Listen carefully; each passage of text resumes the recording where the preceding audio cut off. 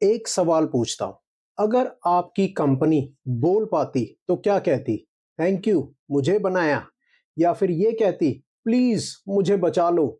Company सिर्फ एक registration number नहीं होती, वो आपका सपना होती है, वो आपका रिस्क होती है, वो आपका नाम होती है। और आज मैं बात करने वाला हूं एक ऐसे मौके की जो शायद आपकी कंपनी को डूबने से बचा सकता है। नाम है कंपनीज कॉम्प्लायंस फैसिलिटेशन स्कीम 2026। पर ये सिर्फ स्कीम नहीं है, ये एक सेकंड चांस है।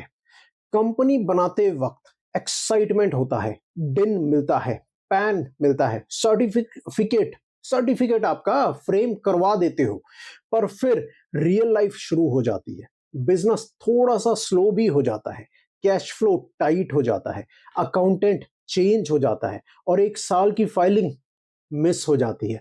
चलो नेक्स्ट ईयर कर देंगे, पर कंपनीज एक्ट में 100 रुपए पर डे एडिशनल फीस लगती है, और नो लिमिट मतलब 1 साल डिले 36,500 की फीस लग गई तकरीबन, 3 साल डिले 1 लाख के आसपास। और आप सोच रहे होते हो सिर्फ एक फॉर्म ही तो पेंडिंग है, पर सिस्टम के लिए एक फॉर्म भी डिफॉल्ट है। अब सुनो ध्यान से, गवर्नमेंट का मैसेज है।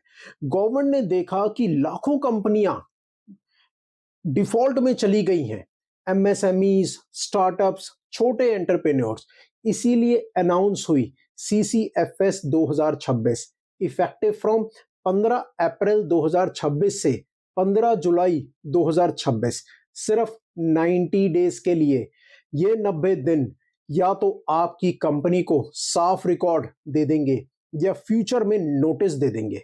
और सबसे बड़ा रिलीफ क्या है? जो पेंडिंग एनुअल फॉर्म्स है ना, जैसे MGT 7, AOC 4, ADT 1, FC 3, FC 4, और कुछ पुराने फॉर्म्स भी फाइल कर सकते हो, सिर्फ और सिर्फ 10% एडिशनल फीस में। सोचो, अगर 1 लाख रुपए एडिशनल फीस थी तो अब सिर्फ 10,000 रुपए देने होंगे। 90% का रिलीफ मिल गया है। पर याद रखो, ये डिस्काउंट नहीं है, ये वार्निंग के साथ मर्सी है, दया है। और अगर बिजनेस बंद हो चुका है, सच बोलना सीखो। अगर कंपनी चल नहीं रही तो बस नाम मत घसीटो, सबसे पहला ऑप्शन अपना लो, डोरमेंट स्टेटस। सेक्शन 455 के अंदर MSC 1 फाइल कर दो। 50% की नॉर्मल फीस में कंपनी लीगली सेफ हो जाएगी, मिनिमल कॉम्प्लायंस हो जाएंगे, जैसे मशीन को स्टैंड बाय मोड में डाल दिया करते हैं। या फिर ऑप्शन 2 स्ट्राइक ऑफ कर दो, STK 2 फाइल करो, और सिर्फ 25% फीस में रिस्पेक्टफुली एग्जिट कर जाओ, लीगल क्लोजर कर दो। बिजनेस खत्म होना फेलियर नहीं होता, इलीगल रहना फेलियर होता है। पर कंडीशंस के साथ में, अगर आप नोटिस आने से पहले या नोटिस के 30 दिन के अंदर फाइलिंग कंप्लीट कर देते हो तो सेक्शन 92 और सेक्शन 137 के केसेस कंक्लूड हो सकते हैं। मतलब प्रोसिक्यूशन का डर कम हो सकता है। पर अगर एडजुडिकेशन ऑर्डर पास हो चुका है तो पेनल्टी वैसे ही रहेगी। इसीलिए टाइमिंग बहुत इंपॉर्टेंट है, डिले का डिले मत करो। और कौन कौन सी कंपनी है जो एलिजिबल नहीं है?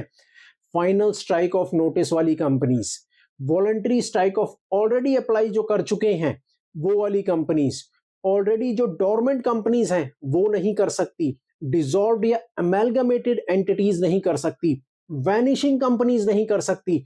सिस्टम क्लियर है, जो अभी सुधर सकता है उसको मौका दिया जा रहा है। 15 जुलाई के बाद ये सब खत्म हो जाएगा। फिर ROC स्ट्रिक्ट एक्शन लेगा, पेनल्टी लगा देगा, डायरेक्टर डिस्क्वालिफिकेशन का भी रिस्क है, लीगल एक्शन भी हो सकता है। आज दूर सॉफ्टली नॉक हो रहा है, कल जोर से खुल सकता है आपका दरवाजा। मैं आपस से एक प्रोफेशनल के रूप में नहीं, एक इंसान के रूप में बात कर रहा हूं। कंपनी बनाना आसान है, उसको लीगल रखना डिसिप्लिन मांगता है। आप अपनी रेपुटेशन बैंक में पैसा रखते हो, कॉम्प्लायंस उसका लॉकर है। आज आप इग्नोर करोगे तो कल इन्वेस्टर इग्नोर करेगा, बैंक इग्नोर करेगा, सिस्टम इग्नोर नहीं करेगा। इसीलिए आज ही चेक करो, लास्ट 3 साल की ROC का फाइलिंग स्टेटस पेंडिंग है तो 3 साल लिखो, कंटिन्यू करना है? आपके ये 3 सवाल होने चाहिए। कंटिन्यू करना है? Question mark. डोरमेंट बनाना है कंपनी को? Question mark. कंपनी को क्लोज करना है तो क्वेश्चन मार्क। डिसीजन आपको क्लैरिटी दे देगा और क्लैरिटी को एक्शन में बदल देना हमें अच्छे से आता है। एक्शन आपको प्रोटेक्शन देता है। इसीलिए ये एक मौका है अपनी कंपनी को लीगल रोशनी में वापस लेने का। 90 दिन, बस 90 दिन आप सपने को बचाओगे। ये सिर्फ सर्टिफिकेट दीवार पर लटका रहने नहीं दोगे। मैं हूं सीए अमित बंसल। मैं कॉम्प्लायंस को बोरिंग नहीं, लाइफ से कनेक्टेड बनाता हूं।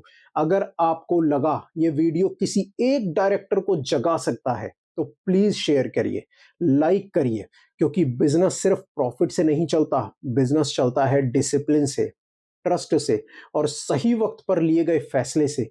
मिलते हैं नेक्स्ट वीडियो के अंदर। Thank you.